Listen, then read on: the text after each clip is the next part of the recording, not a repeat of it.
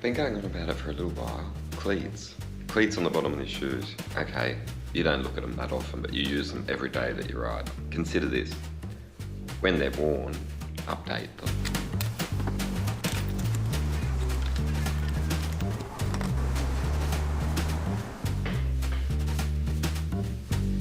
You see what I'm saying?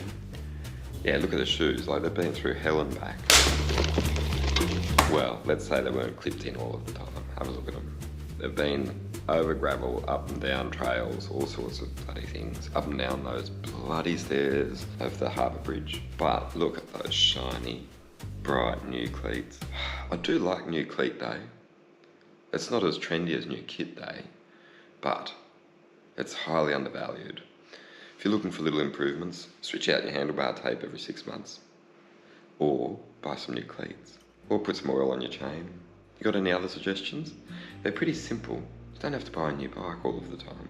Do you want me to talk more about cleats, or do you know what I'm talking about already? Sun's not up properly yet, but it's got the makings of what's going to be a glorious day. Like, I just feel pretty confident about today. We'll begin the day next to a semi-trailer. Hey, what a great way to start the day. But there, look now, Sydney Park. Went there at 7 o'clock yesterday afternoon. Goddamn fantastic. Holy good vibe. BMXers, skaters, rollerbladers, scooter riders, just going sick in the new skate park. Oh man, it was a great vibe. Tom, who I did some filming with, turned up on his sick BMX. Made me realise I got to pull my old GT out and at least admire it for a little while. I've gone from talking about the beautiful start to the day to a skate bowl last night. Now, you may have noticed, I've got my sunnies tucked into my new helmet. This is the Mojito 3. I'll talk about it later. I unboxed it, realised it was bloody great, and I've worn it ever since. A couple of times I switched it back to the old, what's the other one, Protoni, based on the fact that the sunnies fit in better. And in the pre-dawn days like this, sometimes you need a little bit of sunnage storage facility, you know. It's not like tradie on his moto. It's not like carrying sunglasses is my determining factor of why I buy a helmet. But at $250, this helmet, that one, bloody unreal. And it does fit them, but I wouldn't want to go riding down a crazy descent and then look behind with these sunnies precariously placed as they are right now. So, sun is almost up. I can show you a sec. Look, concrete truck. There's me semi-trailer. Beat him to the intersection, or he beat me, but now I'm going to keep rolling because I've turned.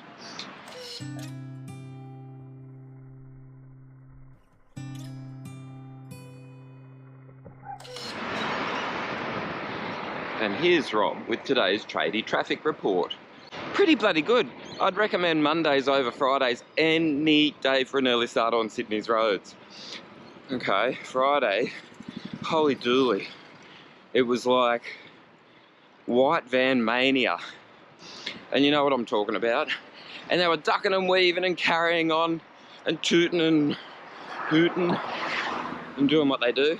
But I'm happy to say in 2021, they've stopped with the old throwing of milkshakes, which was so prominent back in the 90s.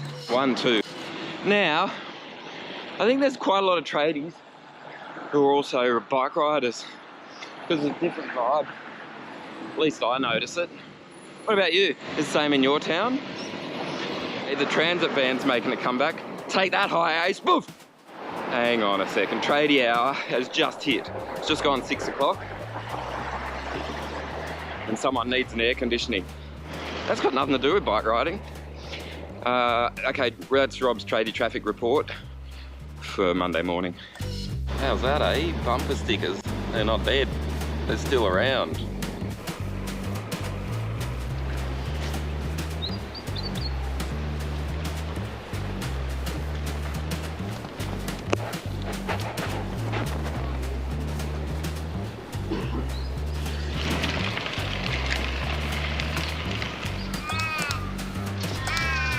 Yeah, so with the gentle background acoustics of the whinging bloody crow, or whatever that bird's called. Just a couple of things. Okay, cleat stories, because it's new cleat day.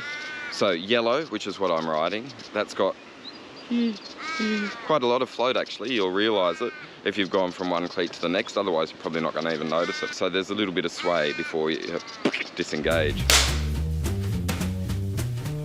Then blue, it's like this. It's like a little bit the same, a little bit restricted, and a little bit tougher. So it's sort of like, you can move, but it's a bit harder. Then comes red, you know, and that's just like, take it, don't move, and then you go like that and you unclip. So that's it, quick overview of the Shimano cleat system. Why would you change cleats? Well, number one, you walk a lot and then that nose bit gets worn down, and then suddenly you're climbing a hill, and then suddenly your foot pulls out when you're on a 20% gradient, and suddenly you bash your sternum on the stem, and suddenly you're like in absolute agony. That's one reason you might change your cleats. Another one, and this is the driving force for me, is that there just gets that point where the plastic gets worn, and as you pedal, it goes eek, eek, eek, if you're pedaling slowly, and if you're pedaling quickly, it goes eek, eek, eek, eek, eek. And it's like just bloody annoying. And you know what bike riders hate?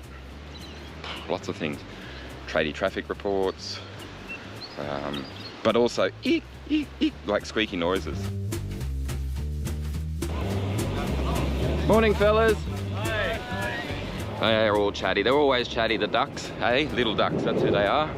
If you wondered what this proliferation of Indonesian origin bike riders in Sydney is all about, it's called little ducks. They basically like woke up one day in March and went, bikes? Let's give it a shot. And boof, off they went. Ting! There's over 100 in the Strava Club. They are super duper welcoming. Make sure you say hello. Yeah, they're spread out all over the shop when they're riding, but that's because they just sort of grade it and they wait and they're teaching and they're educating, and I really like it.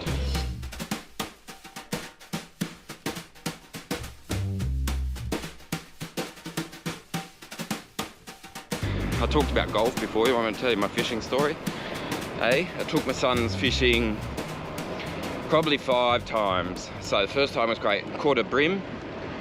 Everyone felt like there was a reward. It was legal size, but we unhooked him and chucked him back. Oh, happy days, good stuff. You know what happened then? I'll wait for the turnaround and I'll tell you the rest, hang on. Second time, went out to this pier near Booty. Yeah, you know where it is, up near Fosterish on the New South Wales coast.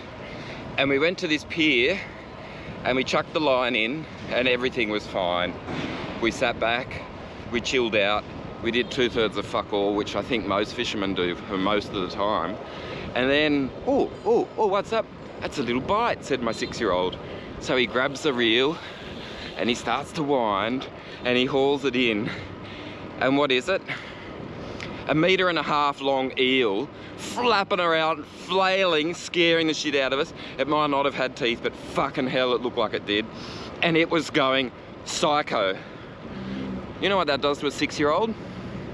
It freaks him out and basically says, that's it, buddy. Your fishing career is over. Okay, you're traumatized. You're not going to come back from this. So put the rod down and clip into your pedals and become a bike rider. That's what happened. And then we went fishing a couple of times after that, caught fuck all and gave up on it.